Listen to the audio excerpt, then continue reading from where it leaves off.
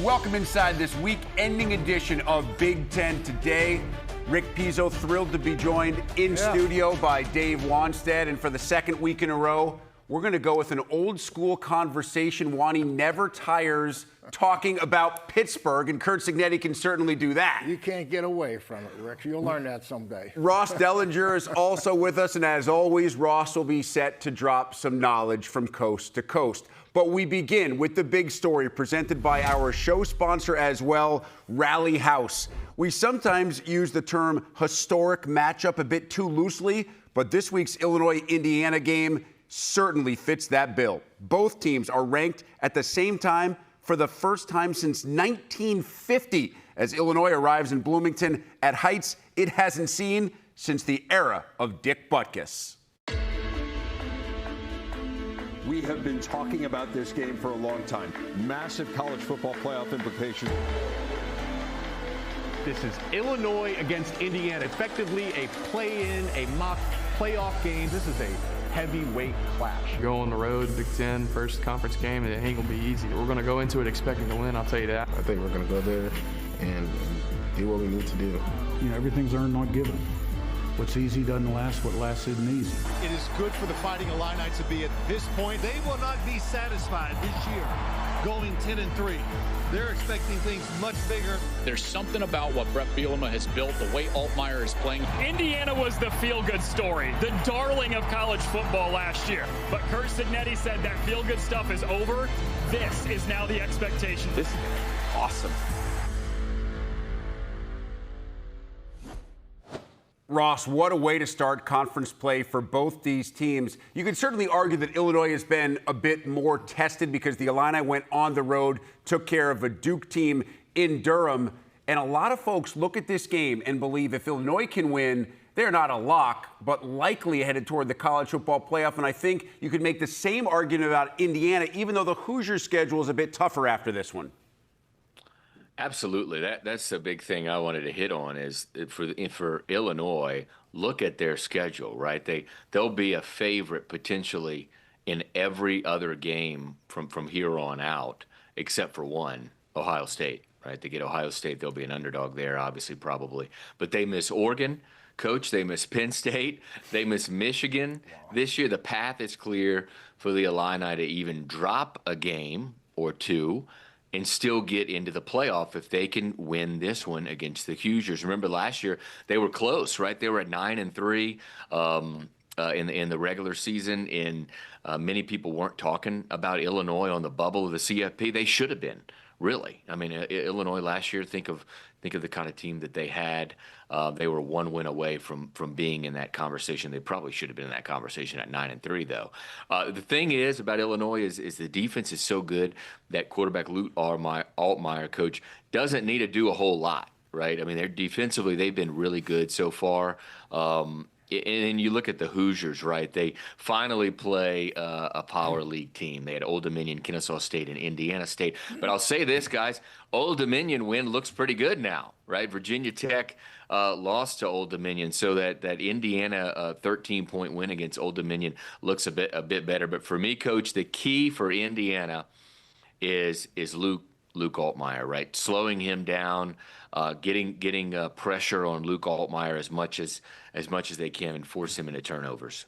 Yeah, that's great points there. The schedule could be a nice little factor there going down the road if they can win it. I eliminate this early in the season. Get rid of all the crazy stats. Let's just get down to the nuts and bolts. These two teams are about as even in my mind as you could find, Rick. I mean, Illinois +6 in turnovers, Indiana +4. That usually determines winning and losing games.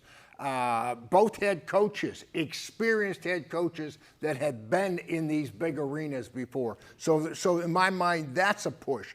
You talk about winning on the road, a good win, but Indiana's playing at home. So that kind of offsets each other. Both these quarterbacks, transfer quarterbacks. I mean, not transfer, veteran quarterbacks starting. No, you're right. They're both transfer quarterbacks as well. Both transfer. One might be a little better athlete. So, usually in big games like this, and I'm taking this back into my championship game mentality, talking about it's not the team that makes the most great plays. It's usually the team that makes the most bad plays. So, it's probably going to come down to a little bit of handling the pressure that Illinois brings. Indiana's going to have an answer for that. And then at the end of the game, if whoever has the lead, will you be able to run the ball and close the game out?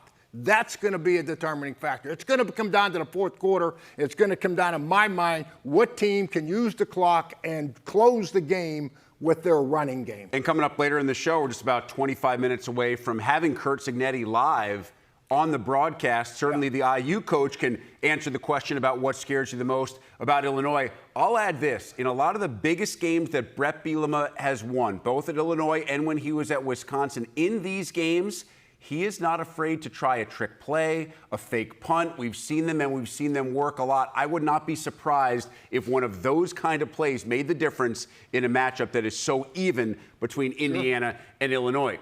Also a very important game as we transition to Lincoln for both Michigan and Nebraska, because here are two teams still surrounded by questions. Just how good are the Huskers? Haven't really played anybody. What will Michigan look like with a young quarterback heading back on the road and no Sharon Moore because it's Biff Poggi? And as we welcome Ross back into the fold, Ross, I think this is something of a show-me game for both teams, but especially for the young Michigan quarterback, Bryce Underwood. Absolutely, right. We saw Bryce Underwood on the road in Norman at Oklahoma. Some struggles. It looked like they really were scared to do too much down the field with him, and rightfully so, right? You're talking about a freshman quarterback, an 18-year-old on the road, a hostile environment, and not only that, but the Michigan offensive line, as we discussed, I think a little bit last week, really struggled to block OU, up front, and so I think. Will this game be different? Will they take sort of the handcuffs off of Bryce Underwood and sort of let him go? Can their line block better? But how about the Nebraska side? This is the game that Nebraska fans have been waiting to win, right, for years. I'm gonna list the Power Conference wins for Nebraska under Matt Rule: Colorado, Purdue twice, Rutgers, Wisconsin, Boston College, Northern Illinois. Northwestern in Illinois. That's it. The Huskers have been waiting to win a game like this, and we've all sort of been waiting to see quarterback Dylan Raiola in that hype that was around him in high school. We've been kind of waiting to see it on the field. He's got great numbers. He's done a good job, but he hasn't won that big game against sort of that blue blood in the conference, or that top-ranked team in the league. And this is the chance sort of for them to do that, right? They're at home. You've got Michigan 2 years ago won the national championship, ranked number 21. It's all sort of set up for this is the game that they've been waiting to win. But back to the Wolverine side, will they allow Bryce Coach to sort of get out there and do his thing? Will they be able to block well enough to do it? Yeah, I think so. For the first time watching the game last week, I walked away from it saying, Michigan's got an offensive identity. Okay, I mean Bryce, he's going to be a big part of the run game. Okay, and obviously they got a heck of a back, in Justice Hayes that's been playing well by himself. So I think the combination of those two, and we know, you can see him make some plays. I mean, besides just good athletic ability, the guy with his size, he's going to break some tackles. And I'm not talking about getting into an option game, but I'm just talking about, hey, okay, you line up, they're going to have a run-pass quarterback now that I think it's going to prove himself and get better every week. And, yes, and Matt Rule needs to win this game, okay? And you mentioned that he needs a signature win. This is his third year. And usually early on you win the games you're supposed to. Then you get to be that third year and you say, I need the signature win. This is the win. And I would say this with Dana Holgorsen, the offensive coordinator, fantastic job with the passing game. No question about the numbers they're putting up and everything, right? I mean, I'm not... I know where you're going with this, by the way. But Wink Martindale is going to have something to do with that. He's going to see defenses and talent and schemes that he hasn't seen. And Dana Holgorsen, okay, when I first got my first head coaching job, Bill Parcells told me, who you hiring as your offensive coordinator? Let me tell you something, Dave. And he pointed to me. He says, all these guys are going to tell you they want to run the football. Very few of these offensive guys believe it. And I think that Nebraska's got to run the ball. They got to be able to run the ball with some success. It can't just be drop back and throw it every down. That's not going to work against Michigan. I think the question is, can Nebraska run the ball? We have not seen this offensive line show us yet that they can do that. It'll be a big test against Michigan. And I understand what you're saying about the Wolverines' offensive identity. I can tell you right now, they do not want to run Underwood every week as much as they had to run him last week, because then you risk hurting the guy who you absolutely need to stay healthy for the entirety of the season. And no Sharon Moore guys. Correct. We didn't talk about that. No, Biff Poggi, and Moore has not been there all week. So the suspension was not like Jim Harbaugh's. Harbaugh could be around during the week. Moore could not. So Biff Poggi has been running the show all week. Of course, he's been a head coach before at Charlotte. We'll see how that all plays out this weekend at Memorial Stadium in Lincoln. Meanwhile, there's another team from the Mitten State that has a big-time conference game this weekend, and they head way out of town. Ross, Michigan State had the big win against BC, and I think it was a win that Jonathan Smith needed to get confidence in his team, belief that they could win big-time games. But you can make an argument, at least through the first 3 weeks of the season, that no team has been more, perhaps, surprisingly impressive than USC. Yeah, absolutely. And it does kind of feel like, though, we don't know a ton, right, about these two teams. They just look, they each played one Power League game, right? USC obviously played Purdue on the road, and that was a good win. They, hey, it's not easy traveling across the country. Michigan State will have to do it. Michigan State got that Boston College win in overtime, right, which is a good win. But I don't know that Boston College and Purdue are great measuring sticks for the top of what the Big Ten has in Oregon and Ohio State, Penn State, all those programs. So I don't know that we know a ton about these teams. But one of my big things here, how will the team handle a kickoff at 11 p.m. local time, right? For Michigan State, this is an 8 Pacific time kickoff, 11 p.m. local for them. And then you look at the quarterbacks in this game, right? Combined 12 touchdowns and 0 interceptions from these QBs, coach. The Spartans really like to pound the rock, too. We've seen a lot of play from Maki Frazier. He's been a big weapon for them, averaging over 70 yards a game. And Childs, obviously Aiden Childs as a runner, right, has been pretty impressive. You see the USC defense needs to really slow Childs down. I think, to me, that's sort of the big key of this game, because he can be really dangerous when he gets outside the pocket. And he's a super talented player and has put up great numbers. And so is Jaden Maeva, right, the USC quarterback. This is a really good quarterback duel, and feels, guys, like a game where the loser sort of slips away as far as their championship contender status, and the winner sort of it stays on that path. Yeah, I agree with you. When I look at USC, I'll start there. I'll tell you, your opening statement, I am impressed with these guys. I think they're flying under the radar. I mean, games in the past, they would have the delay they had at Purdue on the road. I mean, that's a typical, in the past, a USC game that they come out and flop around and lose the game and have a bunch of excuses. This is a different football team. I mean, just an eye test. Watching USC on tape, guys, they are a fast team. I mean, on defense, they bring negative plays. That's how, you want to know how you create this many turnovers that they have? I mean, 10 tackles for losses in one game. I mean, 5 sacks, takeaways. You play fast. When you play fast, it makes things happen bad for the offense. And I tell you, that offensive line, I'll give them a little bit of loving for USC. Some people have thrown out the Joe Moore Award maybe. They're all back from a year ago. They're an experienced group. This USC football team is one. And Michigan State, what they have to do when they get opportunities, first of all, they got to be careful about Aiden Childs being the leading rusher. He played fantastic, but, they got to get the running game going with the running backs. But last week they were inside the red zone, I think, 5 times or something, and they only put points up twice. When you get opportunities, if you get down in that red zone, or if USC commits a turnover, you have to take advantage of it, in my opinion, if you're Michigan State. It is Big Ten after dark, as Ross pointed out, a very late game for Michigan State. You know, coaches have formulas that they work on during the week to get the body clocks right. We'll see exactly how Michigan State adjusts as they make that cross-country trip this Saturday night to take on USC. All right, well, Rick Pizzo back with Dave Wanstead and Ross Dellinger. Ross, this is right up your alley. What about the future of a rivalry like this? No longer conference foes, but I think both ADs, both head coaches currently coaching these teams would like to get the Ducks v. Beavers back on the schedule.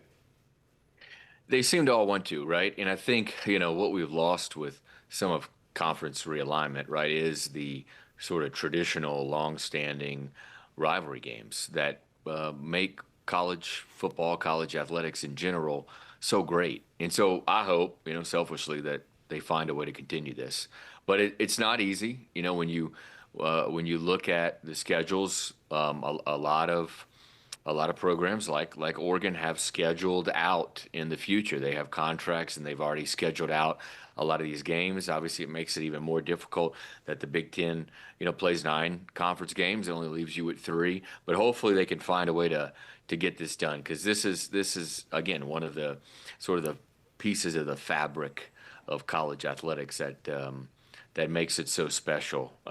We've been accustomed to seeing this game late in the season, right? So it feels so weird having this game so early.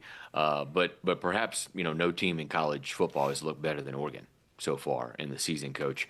And the Beavers have some serious problems. Offense, defense, special teams, they've really struggled this year. They've looked ugly in some games.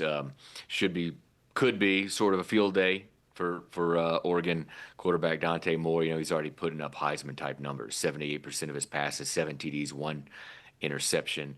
He does enough with his feet. Folks might see a familiar name on the other side, right? Malik Murphy for Oregon State. He's been at Texas for a couple of years. He was at Duke last year. Big pro-style pocket passer. Oregon will need to get some pressure on him because he can make plays down the field with his arm. Yeah, hats off last week to Northwestern, right? I mean, and they challenged, in my opinion, the running game was really the key. If you walked away from that Oregon game, you said, oh boy, that kind of surprised me a little bit, because like you said, Ross, they have dominated.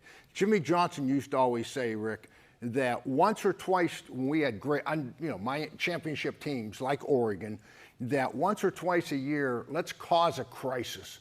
Okay, things are going a little bit too smooth, and I think it's the perfect setup right now for Dan Lanning. And because their run defense gave up yards, they didn't play as well as they wanted to, obviously, against that. That's an area that involves everybody. If someone's getting beat on a 50-yard pass 3 weeks in a row, that's basically one guy either, just isn't capable of getting the job done. But when you get the ball run on you, like Northwestern did, and have some success, that's all 11 of us now. So that's perfect for Dan Lanning to be able to get that whole defense in there, and it's not singling out one guy. As a unit, we did not play at our championship standard. So, I think it's a good thing for Oregon. And they still won, and they played, 5 running backs, 10 receivers caught balls, 2 freshmen scored touchdowns. I mean, so he accomplished keeping everybody happy. We got the ball around everybody, but at the same time, we had a little crisis that will make us better. And he made that very clear after the game, said he was not happy with the team's performance, especially the second half, kept that going through his weekly press conference, clearly trying to get that message through to his football team heading into this rivalry. One of those games, 3-0 versus 0-3, but as we like to say, the sports cliche that always seems to come true in rivalry games, records just don't matter. It's another non-conference rivalry game out west for Washington, but this one feels a little bit different, Ross, I guess, because the Huskies just haven't had a lot of luck against the Cougars as of late, and I think this is one of those games on the schedule for Jed Fish that, no, it doesn't affect you in the conference race, but it's one of those games that your fan base just wants you to win to get that monkey off your back. Yeah, they get up on this one, or for this one, but this is a much different Washington State team than the one that stunned the Huskies last year and almost stunned them the year before. Remember, they lost their head coach, their starting quarterback, their offensive coordinator, probably 10 plus other players, their athletic director, all in the same year. And then, of course, 2 years ago, lost their conference in a lot of ways. There are a lot of conference members. So this is a much different looking Washington State team. Still, to that end, this is obviously a big game. And like you said, throw out the records sort of thing. But we have seen some real struggles from the Cougars this year, right? They just got back from a trip to North Texas where they had 5 turnovers and got beat by 40-plus points. I'd expect the Huskies to dominate on the lines in this one. That's good for running back Jonah Coleman. They've been using him a lot. He's sort of a beast with the ball in his hands. I assume they'll give that to him a ton. And the Cougars are turnover prone too, by the way. Like I mentioned earlier, I mean, they just defensively, they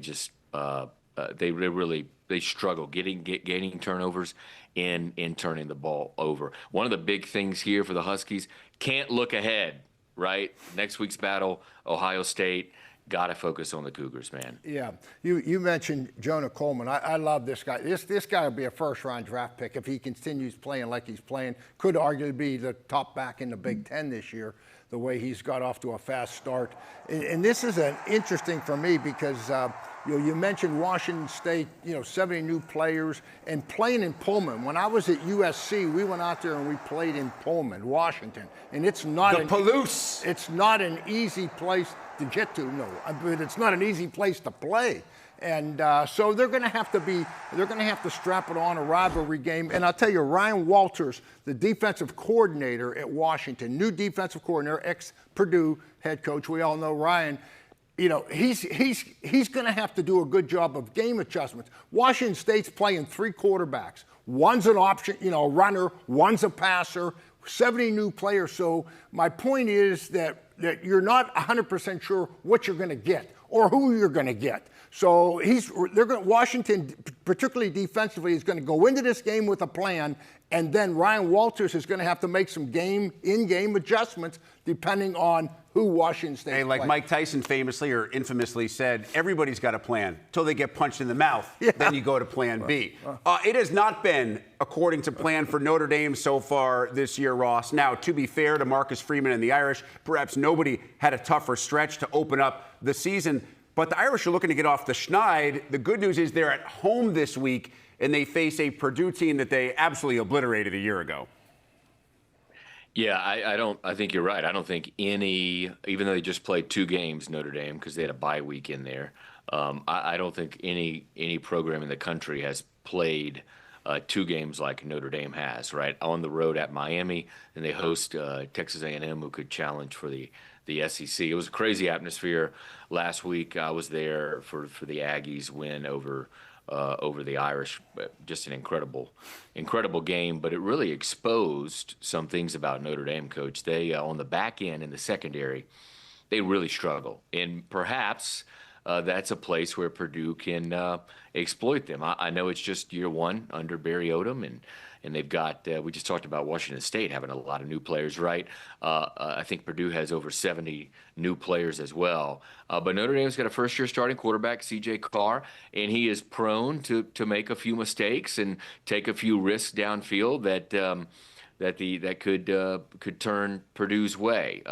Where Notre Dame seemed especially susceptible, though, against Miami in A&M, is that defense in the secondary, Coach. Irish have allowed 565 yards passing in 2 games and 4 touchdown passes. Yeah, we'll see what happens. Barry Odom's done a fantastic job. First-year head coach, winning the games you're supposed to, Rick, tightening up on the turnovers, the penalties, the things that will lose you a game before you have a chance to win it. This is going to be a tough one. I mean, you better be able to stop that run because obviously Notre Dame's got 2 of the better backs in the country. Nearly 20 years since the Boilermakers beat the Irish in this series, going back to 2007. Moyen, would it be a huge feather in the cap if Barry Odom is able to end that trend in his first year in West Lafayette? Bloomington has truly been home sweet home for the Hoosiers since Curt Cignetti's arrival. Indiana, a perfect 11-0 at Memorial Stadium under Coach Sig, winning by an average of nearly 40 per game. I'd say it's fair to expect a slightly tighter window this weekend with number 9 Illinois in town. And we could not be more thrilled to welcome Curt Cignetti in for today's big interview. With Dave Wanstead here as well, we're going to hold off as long as possible on the Pittsburgh or West Virginia talk. I'm guessing we will not win that battle. Before we get to that, Curt, I do want to talk about this week. And listen, all joking aside, when you first got there were a lot of students who had never been to a game who probably couldn't find the stadium with a mat because there wasn't a ton of interest in football. Now I look at this weekend, the game is totally sold out. The secondary market prices are insane for tickets. What's the environment like, and what's it felt like leading up to tomorrow's game? Well, since we got rolling last year, we've been selling out, and all the games coming up at home are sold out. So it'll be loud, it'll be rocking. I'm glad we're playing this game at home, and it's over the top. What about Illinois? We've seen them increase their ranking all the way into the top 10. They've won a tough road game at Duke. When you see them on film, what are the first couple of things that jump out to you? Well, they're well coached. Brett does a great job and has for a long time. And their veteran outfit, too. Had a lot of guys back from last season. They know how to win. They had a good year last year, so they know what it takes in a year. Hey, Coach, number one, I appreciate your time. We both do. We know how tough it is during the season, then alone a week like this. No X and O questions from me, okay? I'm done with that. But I do want to bring up, okay, Coach, I do want to bring up something that's probably more dear to your heart, I know it is, than the X and O's. That's your father, your dad. And I just got to give a little history because I've been honored to be associated with a little bit of the Cignetti family history. And it goes back to when I was in high school, okay? Coming out of high school, Curt's father was recruiting me to go to West Virginia. And I was going to commit to West Virginia, but my high school coach in Pittsburgh, he was a Pitt guy. And he was not going to let that happen. And then full circle, Curt's brother, Frank, I go back and coach at Pitt, and he's my offensive coordinator. And Frank's father, okay, Hall of Fame coach, okay, stadium named after him. I mean, the whole bit. His dad is coming to my Pitt practices, and I tell you, it was fantastic. We told old stories, old lies, and we talked football and family, and I just enjoyed it. I would ask Frank, his brother, is your dad coming this week? Is your dad? So we had a great time, but 2 questions for you in one. Number one, what was it like growing up with your father being a football coach, a head coach in that family? And 2, all the success that your father had, Hall of Fame coach, what did you take from him that you're still using today that helps bring the success, obviously, that you've had? Yeah, well, it was a great upbringing, and I was the oldest of 4. And we went to West Virginia in '70, and Coach Bowden had just taken over as head coach, and Dad was the offensive coordinator. I can remember sitting in the kitchen and when he was on the phone with you, believe it or not. And I remember when you went to Pitt, how disappointed he was. So that was always a great time growing up as a coach's kid, as long as you were winning. Now, when you weren't winning, and he was a head coach, it wasn't very fun getting those for sale signs in your front yard or seeing your dad hung an effigy on campus.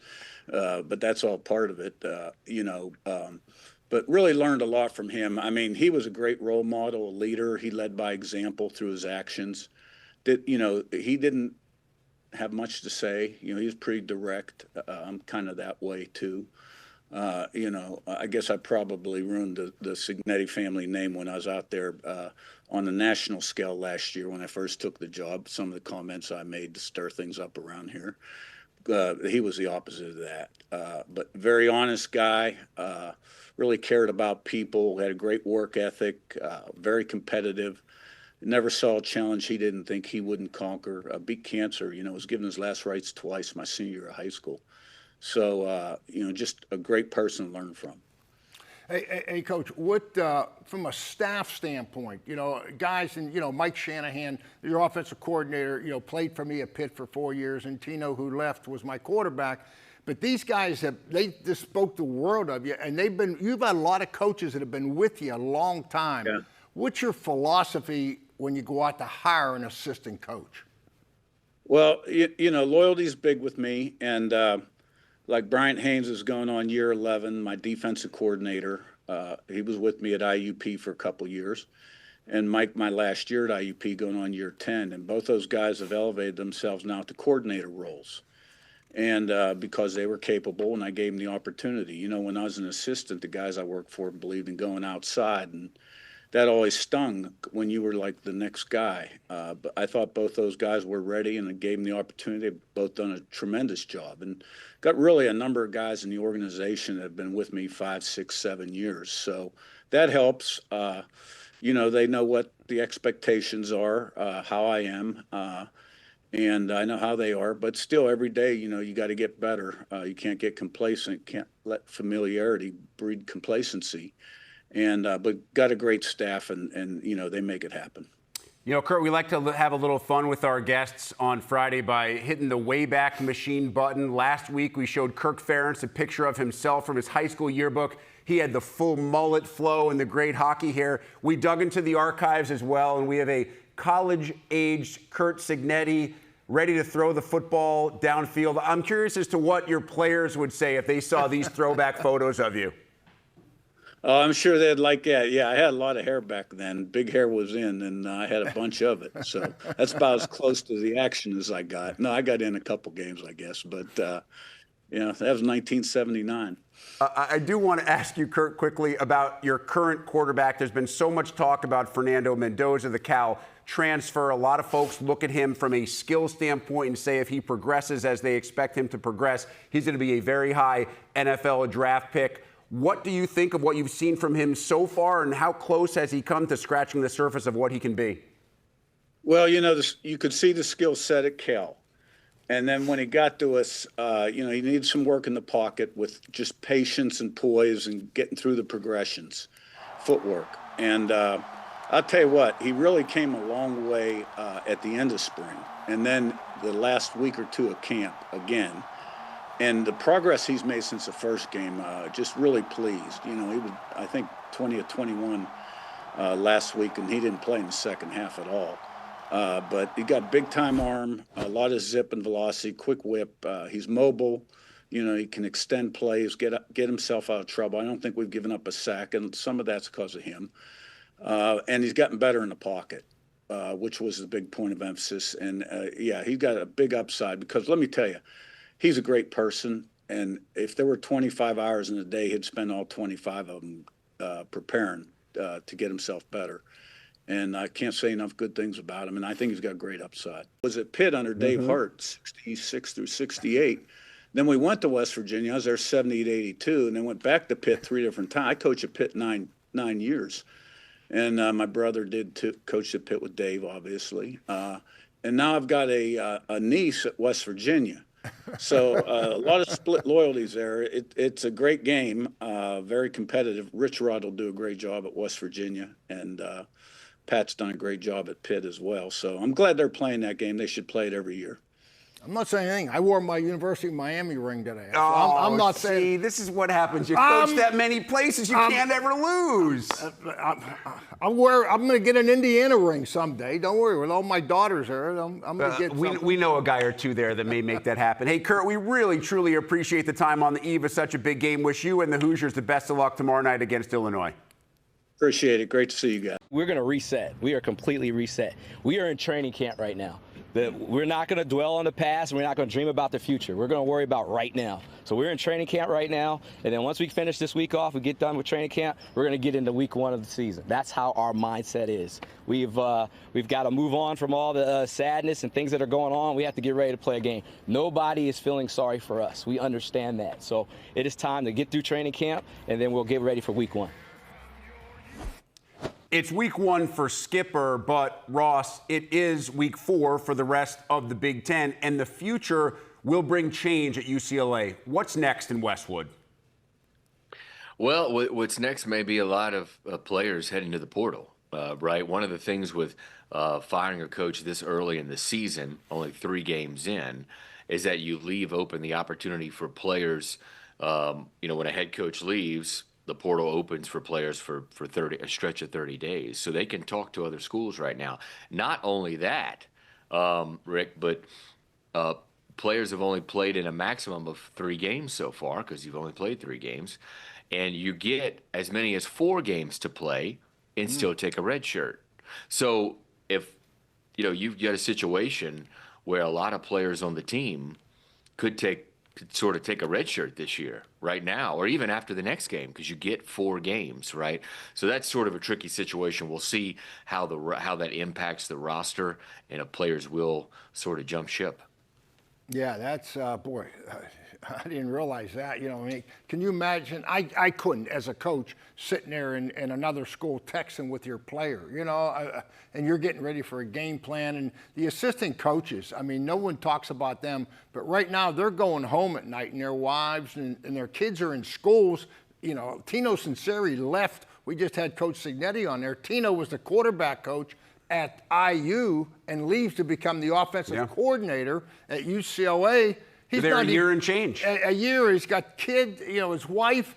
Do we sell the house? Are we going to be here? It's a very unfortunate situation. It affects a heck of a lot more lives than just the head coach. And on the football field, think about how hard it is as well for Tim Skipper. You have no idea week to week who is going to be on your roster. You have a bye week, and then you have a game, and players are certainly looking at the point that Ross made. I could play one more game. What am I going to put on film for someone else who may want to get me through the portal and pay me money? So it is not going to be an easy ask the rest of the way, and certainly Skipper's right.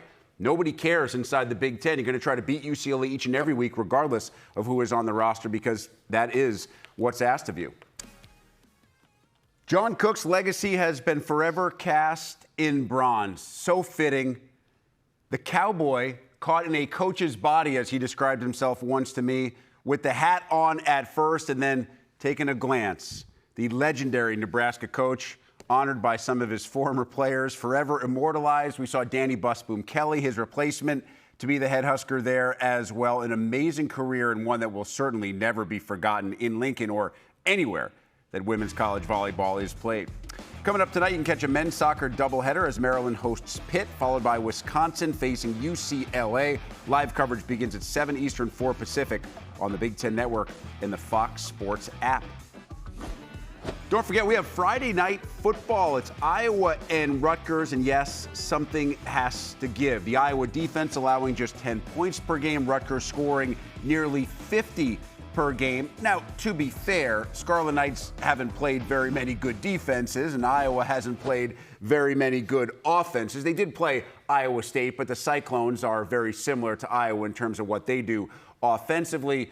Ross, this game is sold out. Rutgers is off to exactly the kind of start that Greg Schiano wants it to be off to, and these two coaches have so much respect for each other that they run their teams in very similar fashions.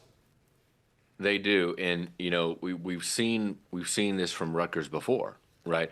A good start to the season, and then it not maybe end as well. Last year's team started 4-0, went 3-6. The same thing happened, I think, in 2023, and then in 2022 started 3-0 and finished 4-8. So this is a big one to keep the momentum going and sort of show that this isn't just another Rutgers hot start that's going to fizzle late, right? They'll have a big challenge against the Iowa defense. We all know the Iowa defense and how historically good it is. They're third in the country right now, allowing 178 yards a game. But the Iowa offense, again, is sort of in the crosshairs of the criticism. Right. They brought in quarterback Mark Gronkowski from a former FCS player, Gronowski, and he comes over and he's just not played to the level that they expected there, right? Is it the offense? Is it him? I don't know, but you look at some other things, the matchup in this game, and you've got a Rutgers quarterback, obviously, that's completing 72% of his passes, 820 yards, coach. No picks. He's thrown 7 touchdowns. I'm going to completely botch his last name if I try to pronounce it, but I'll leave that to you, Coach. Yeah, Kelly McManus. Yes. There you go. I tell you what, though, both these coaches, a lot of respect for each other. Greg Schiano actually interviewed for a job way back when, before he went to University of Miami with Kirk Ferentz. This game used to be played in a phone booth, right? Just run into each other and run the ball and play defense. And I've been in touch with Greg Schiano back and forth. This is uncharted waters for him.